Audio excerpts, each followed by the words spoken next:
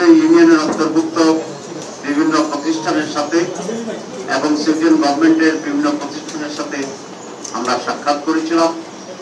সেখানে বাংলাদেশ এবং ইউরোপীয় ইউনিয়নের বিভিন্ন কর্মকাণ্ড এবং স্বার্থের যে মিউচুয়াল ইন্টারেস্টের যে বিষয়গুলো সেগুলো নিয়ে আমরা আলোচনা করেছি।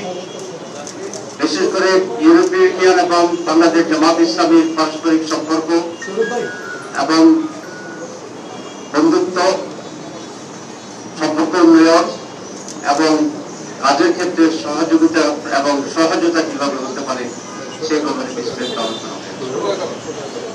সেখানে কয়েকটি বিষয় তারা জানতে চেয়েছিল যে জামাত ইসলামী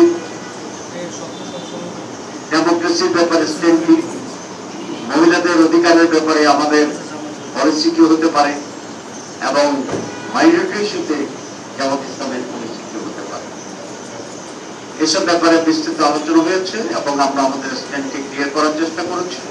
আমরা মনে করি তারা এটাতে কনভিন্স হয়েছে এবং আপনারা জানেন যে বাংলাদেশের হাইয়েস্ট গার্মেন্টস এক্সপোর্ট হয় ইউরোপের ভিতরে।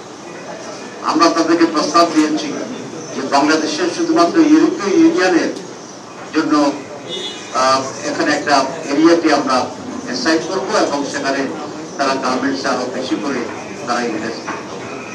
আজকে আমাদের সেই সফরের ফলো আপ প্রোগ্রাম হিসেবে ইউরোপীয় ইউনিয়নের মাননীয় রাষ্ট্রদূত এসেছিলেন, তার সঙ্গে এসেছিল বলা হয়েছে।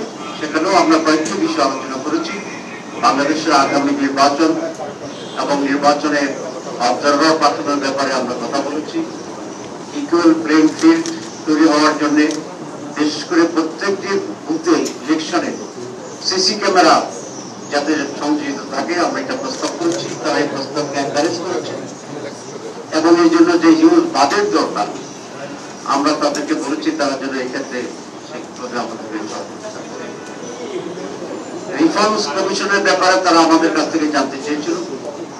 আমরা বলেছি প্রেসিডেন্ট প্রধানমন্ত্রী ক্ষমতার ভারসাম্য আমরা চাই এবং প্রধানমন্ত্রীর পদে দুইবারের বেশি কেউ নির্বাচিত হতে পারবে না। ইলেকশন কমিশনের রিফর্মস কমিশনের এই প্রস্তাবের সাথে আমরা একত্রতা পোষণ করেছি। গতকালও যেটা আমরা প্রেস ব্রিফিংয়ে বলেছি।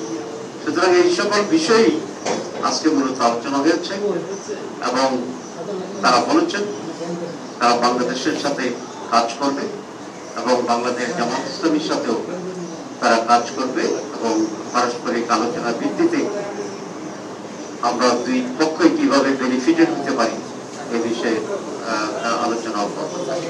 সবাইকে ধন্যবাদ। ব্রেকফাস্ট, টিফিন কিংবা স্ন্যাক টাইমে মজাদার আয়োজন মানে অল টাইম ব্রেড।